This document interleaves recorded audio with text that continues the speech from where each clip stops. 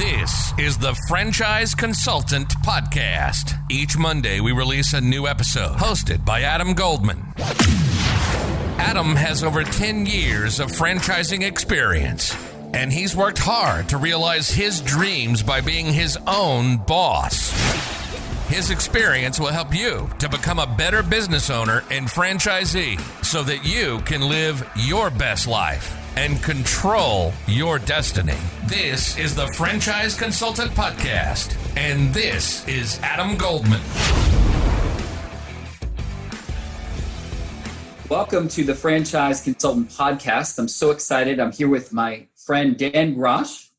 So excited, from Caliber One Partners. Welcome to the show, Dan. Thank you for having me, Adam.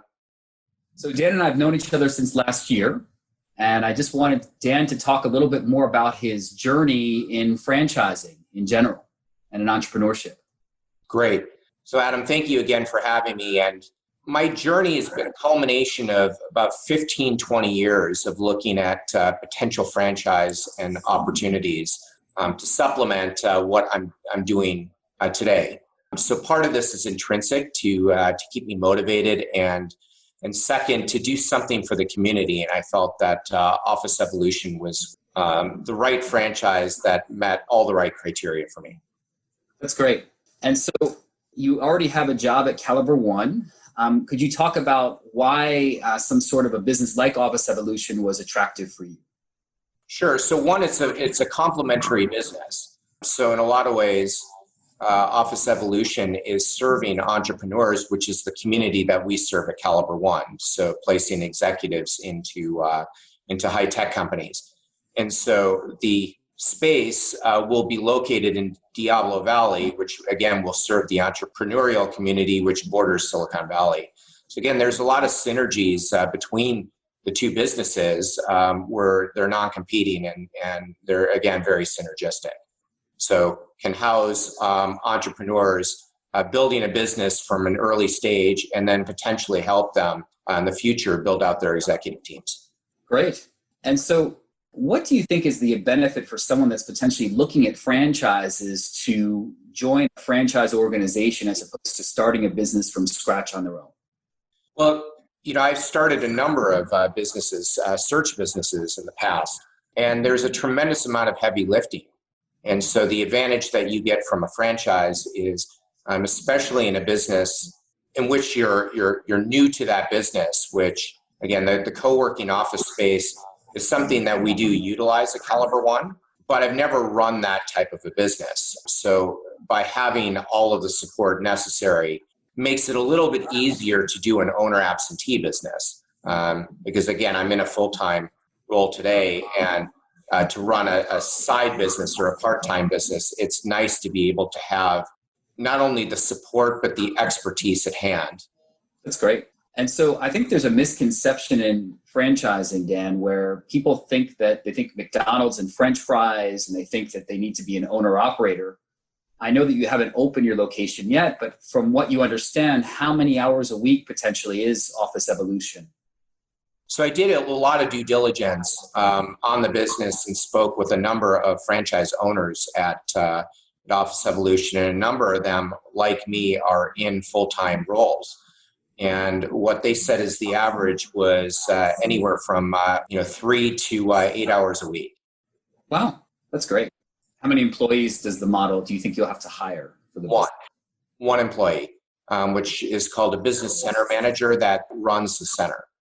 So one of the things that I'm finding, switching gears here, is I'm finding that a lot of the people that I've worked with in the past and that are now franchisees are finding that franchisors are really being very accommodating and making several concessions considering the current environment that we have.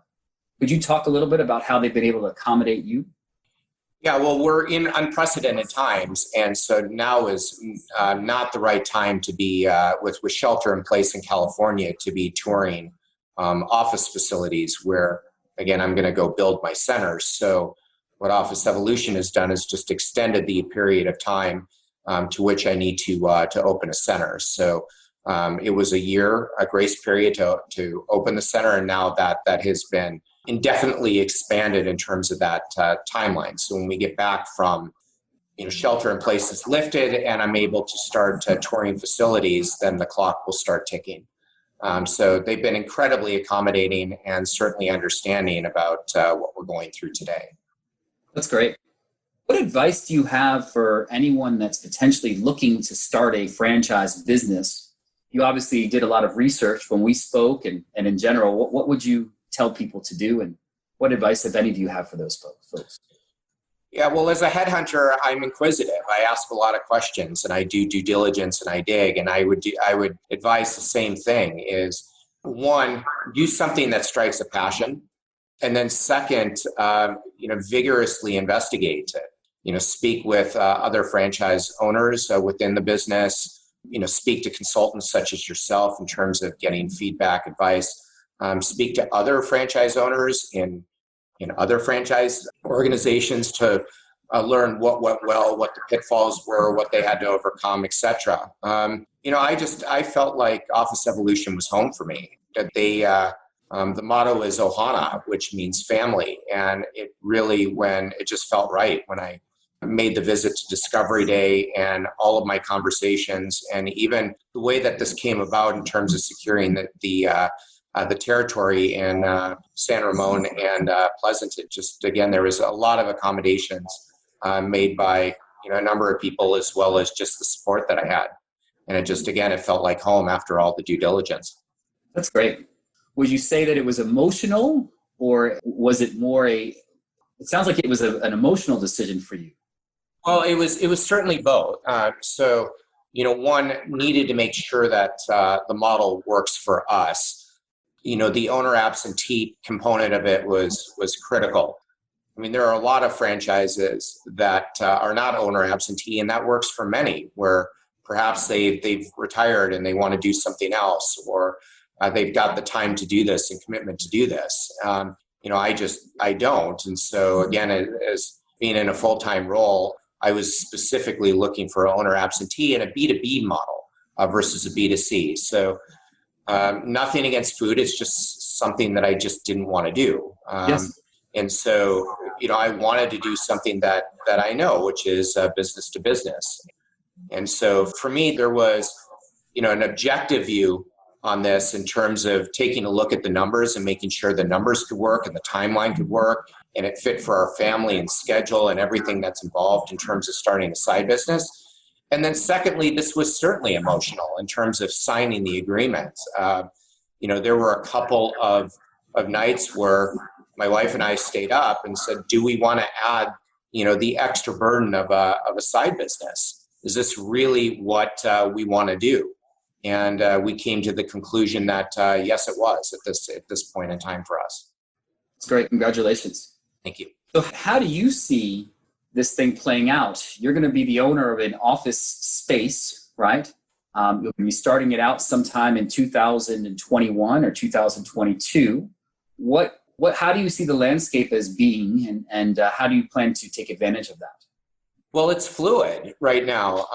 Again, this is unprecedented times with COVID. At the same time, there have been a number of articles, in Forbes, in other key top publications saying that co-working space could actually accelerate.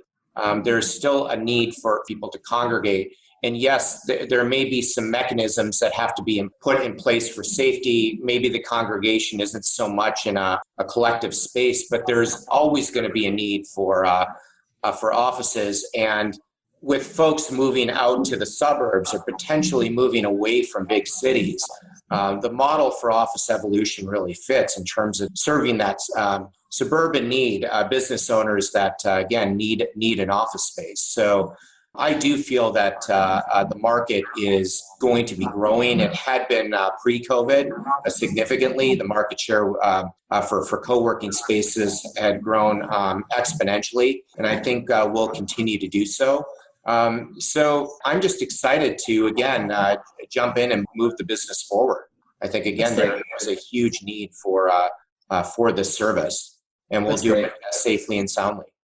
So look, you're obviously very successful at Caliber One. What made you wake up one day and say, hey, I'd love to have a side business? Well, again, this was something that I've been thinking about for many years. And I looked at, a number of franchises over the last 10 years. And I would say probably at least 10 to 20 and I never had gotten to a discovery day.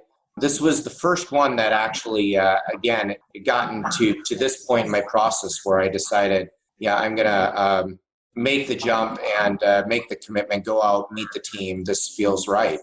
But it was something that I had always been thinking about. The timing was right. The stars were aligned. It's the right business at the right time. And I'm convinced I'm, working with the right team to build a successful business. So I'm going to switch gears again. You're in the recruiting business, correct? Yes, executive search. Executive search. You have a very, very good pulse on what's going on in the job market in general right now. Yeah, so it's an interesting time. This feels a bit different than 2009, where in technology everything stopped. That is not the case. So there are pockets of optimism. I don't want to paint this as the economy for tech is glowing, but there are, again, pockets of optimism. So a couple of areas. One, there are certain segments of tech that are holding their own through COVID. A couple of those, as an example, are anything tied to tech supply chain and fulfillment.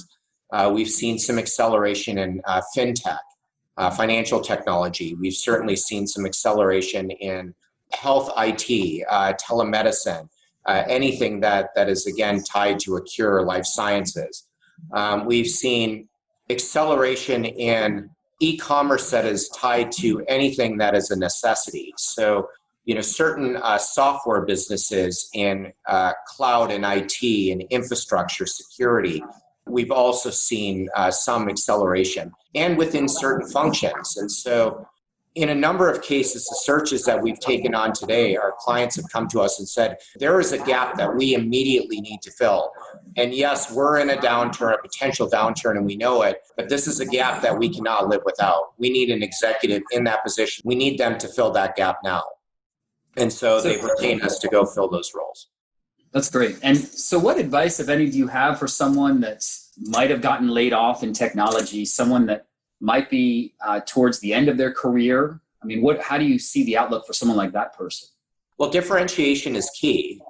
So as it is, whether you're in a good economy or a bad economy. And so there has to be a differentiating factor for, why somebody is going to be compelled to hire someone right now. What differentiation do they bring to the company that's going to help make them money, save them money, make them a better company? Enhance their culture. So, some folks with the unique skill set in the right sector are going to be better positioned than others. But it is really a key is value proposition and positioning, and the way that, again, you're marketing yourself and how you're positioning oneself. And so there are a number of ways that somebody can differentiate. Again, I mentioned, niche differentiation. Certainly, a unique differentiation to the market, and then low cost. Not everybody's going to want to be low cost differentiator, but that is a factor right now, certainly, in today's day and age. Yes. Any specific sectors that you're seeing a lot of layoffs in technology? Yeah, certainly anything that is tied to retail has been hit pretty bad. Same with, so retail, non-essential. Travel has been hit very, very hard. Anything, that is tied to travel and hospitality. Yeah. Well, I always like for my guests to let our audience know how to get a hold of them. If someone wants to get a hold of you about office space or in general, how would they get a hold of you? So they could get a hold of me at dan.grosh at officeevolution.com. It's Grosh. My phone number is 415-722-2964. Dan, as always, great chatting with you today, and I wish you the best of success on the opening of your Office Evolution franchise. Likewise, Adam. Really appreciate it. Thank you again. Stay safe. Thanks for listening to this episode of the Franchise Consultant Podcast.